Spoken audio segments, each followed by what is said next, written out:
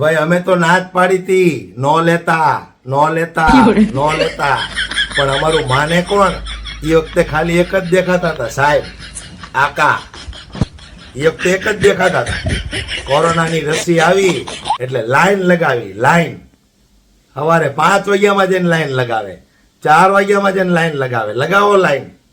અમે તો એ વખતે ગળું ફાડીને કીધું હતું કે કોઈ પણ સંજોગે આ કોરોનાની રસી લગાવતા નહીં.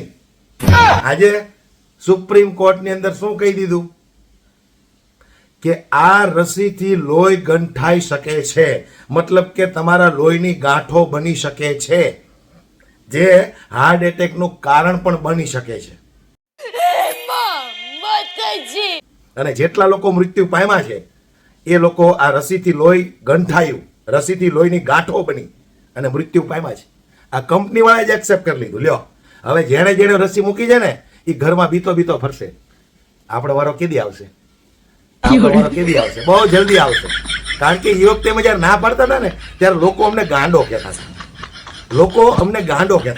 હવે જેટલા રસી મૂકી છે ને એ જાવ સાહેબને કહો કે આ રસી અમને હું કામ ભટકાવી.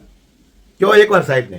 5 વાગ્યામાં લાઈન, 4 વાગ્યામાં લાઈન લગાવો લાઈન. લ્યો, બહુ લાઈન લગાવવાનો શોખ છે ને લગાવો.